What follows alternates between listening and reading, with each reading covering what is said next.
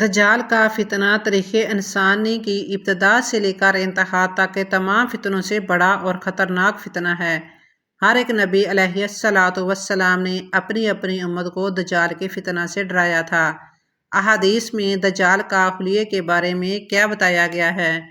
دجال کے نکلنے سے پہلے دنیا کی بہت بری حالت ہوگی۔ آسمان شیشے کا اور زمین تانبے کی ہو جائے گی۔ دجال زمین پر کتنے دن رہے گا اور کیا کیا تباہ کر دے گا؟ حضرت عیسیٰ علیہ السلام کانے دجال کا خاتمہ نبی کریم صلی اللہ علیہ وآلہ وسلم کی کس تلوار سے کریں گے اور وہ تلوار اس وقت کہاں ہے، جانیے۔ بسم اللہ الرحمن الرحیم۔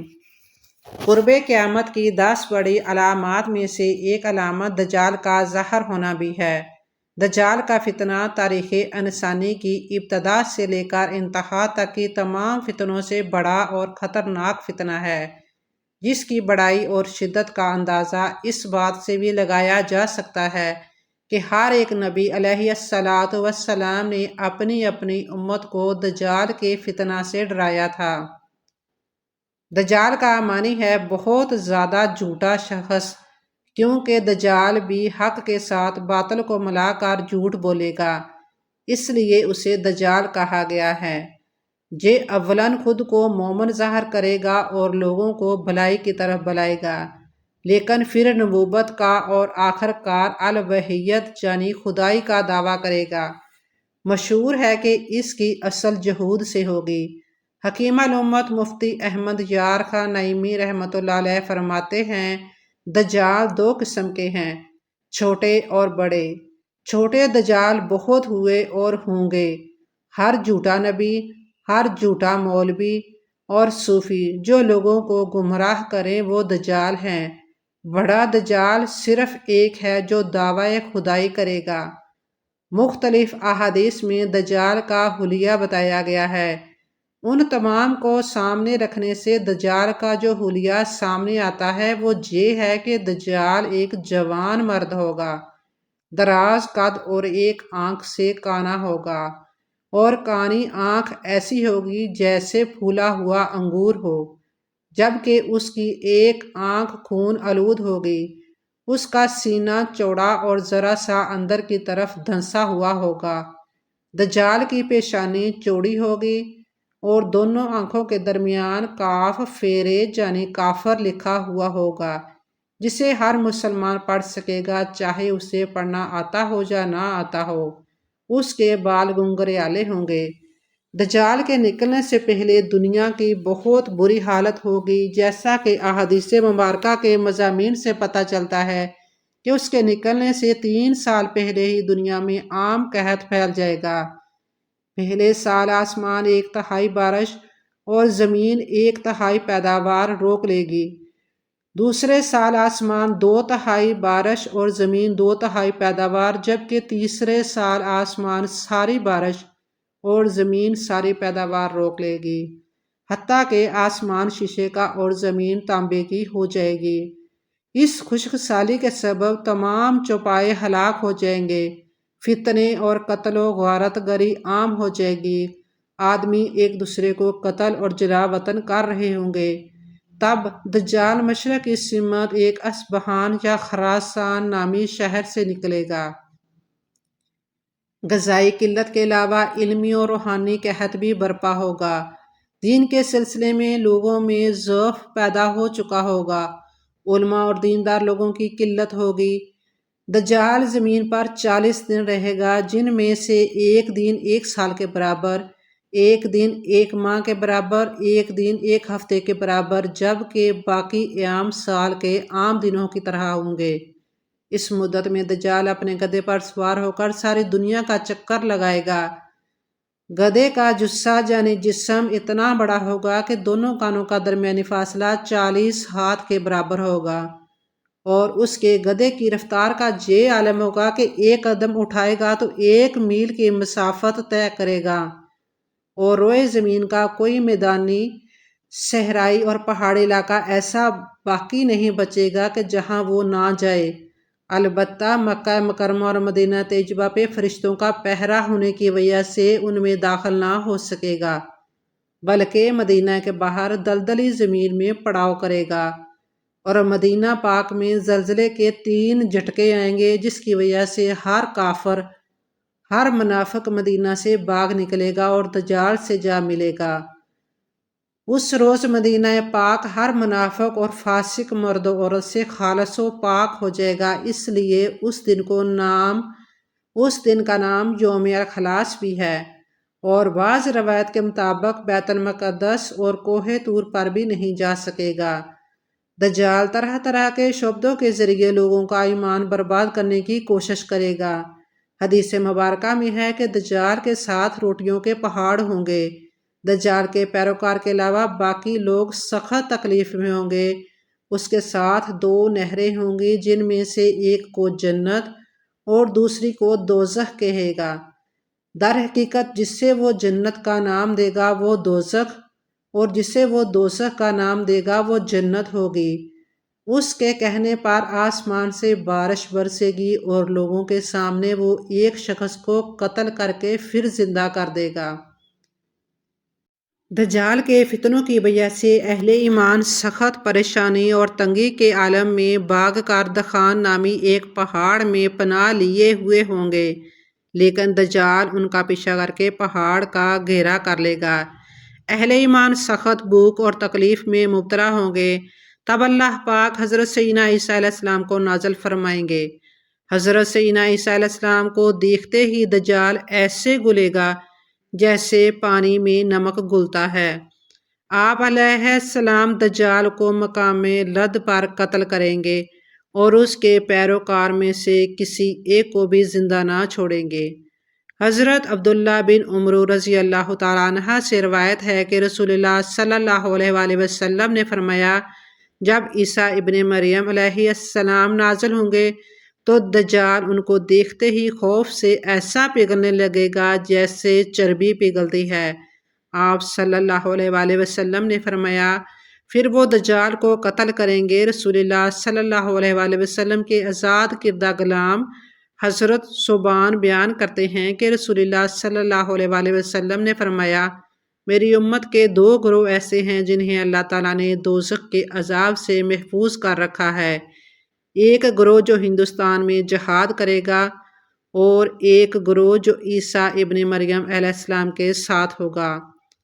حضور نبی کریم صلی اللہ علیہ وآلہ وسلم کی 9 مبارک تلواروں میں سے ایک کا نام البتار ہے۔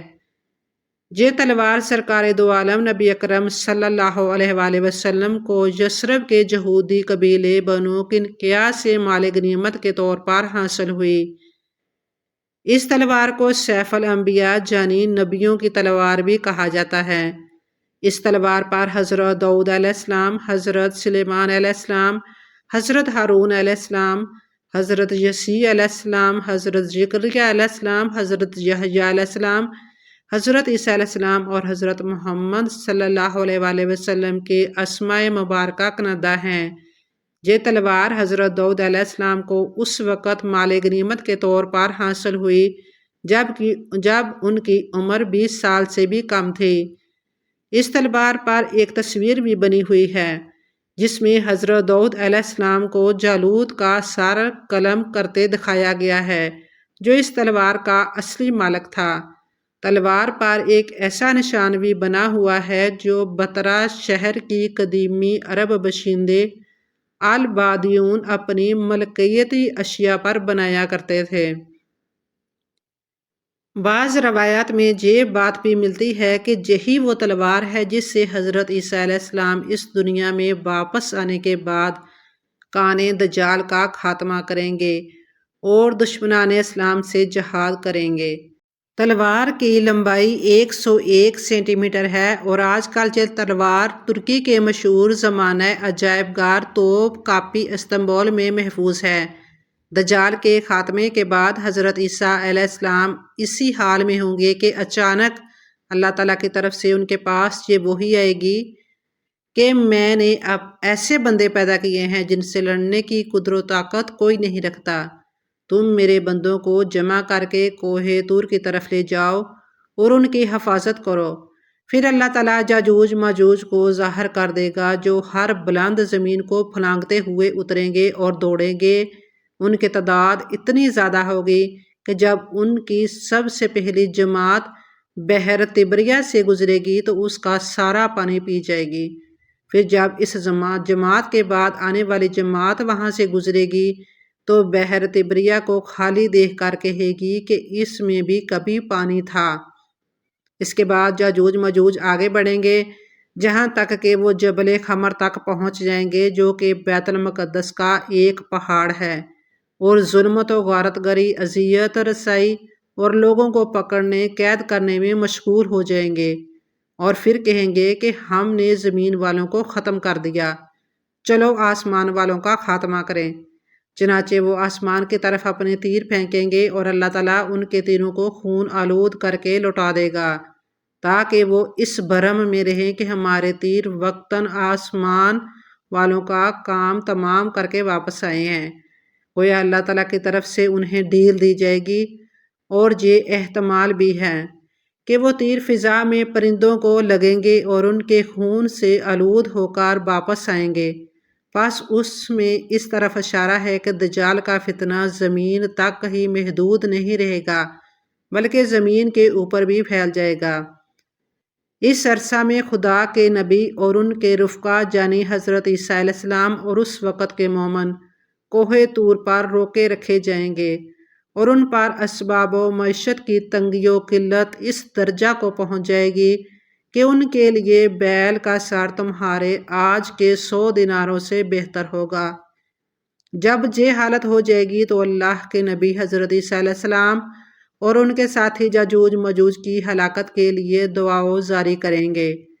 بس اللہ تعالیٰ ان کی گردنوں میں نغف یعنی کیڑے پڑ جانے کی بیماری بھیجے گا، جس سے وہ سب یک بارگی اس طرح مر جائیں گے جس طرح کوئی ایک شخص مر جاتا ہے، یعنی نغف کی بیماری کی شکل میں ان پر خدا کا قہر اس طرح نازل ہوگا کہ سب کے سب ایک ہی وقت میں موت کے گھاٹ اتر جائیں گے۔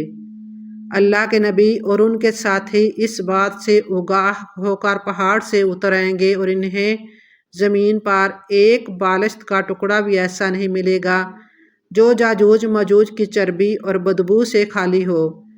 اس مصیبت کے دفع کے لیے حضرت عیسیٰ اور ان کے ساتھی اللہ تعالیٰ سے دعا کریں گے۔ تب اللہ تعالیٰ اونٹ کی گردن جیسی لمبی گردنوں والے پرندوں کو بھیجے گا جو یاجوج ماجوج کی لاشوں کو اٹھا کر جہاں اللہ کی مرضی ہوگی اٹھا کر پھینک دیں گے۔ ایک اور روایت میں یہ ہے کہ وہ پرندے ان لاشوں کو فہبل میں ڈال دیں گے۔ فہبل یہ دراصل ایک جگہ کا نام ہے جو بیت المقدس کے علاقہ میں واقع ہے۔ دوسرے معنی گڑھے کے ہیں اور ایک معنی پہاڑ سے گرنے کے ہیں، اور مسلمان یاجوج ماجوج کی کمانوں، تیروں اور ترکشوں کو 7 سال تک چلاتے رہیں گے۔ پھر اللہ تعالیٰ ایک زوردار بارش بھیجے گا جس سے کوئی بھی مکان خواہ وہ مٹی کا ہو یا پتھر کا، اور خواہ وہ صوف کا ہو، نہیں بچے گا۔ وہ بارش زمین کو دھو کر آئینہ کی طرح صاف کر دے گی۔ پھر زمین کو حکم دیا جائے گا کہ اپنے پھلوں یعنی اپنی پیداوار کو نکال اور اپنی برکت کو واپس لا۔ چنانچہ زمین کی پیداوار اور اس وقت اس قدر بابرکت اور بافرات ہوگی کہ 10 سے لے کر 40 آدمیوں تک کی پوری جماعت ایک انار کے پھل سے سیراب ہو جائے گی، اور اس انار کے چھلکے سے لوگ سایہ حاصل کریں گے۔ نیز دودھ میں بھی برکت ہو جائے گی، یعنی اونٹ اور بکریوں کے تھنوں میں اتنا بہت زیادہ دودھ ہوگا جہاں تک کہ دودھ دینے والی ایک اونٹنی لوگوں کی ایک بڑی جماعت کے لیے کافی ہوگی، دودھ دینے والی ایک بکری آدمیوں کی ایک چھوٹی سی جماعت کے لیے کافی ہوگی۔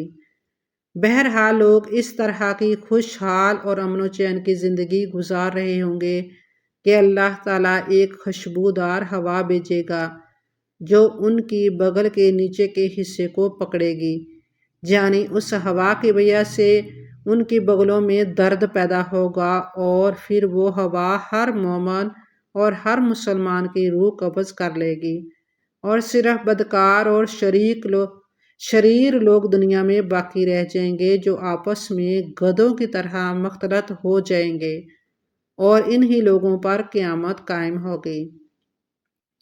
اس پوری روایت کو مسلم نے نقل کیا ہے۔ حضرت ابو امامہ رضی اللہ تعالیٰ عنہ سے روایت ہے کہ ان حضرت صلی اللہ علیہ وآلہ وسلم نے ہم کو خطبہ سنایا، تو بڑا خطبہ آپ صلی اللہ علیہ وسلم کا دجال سے متعلق تھا۔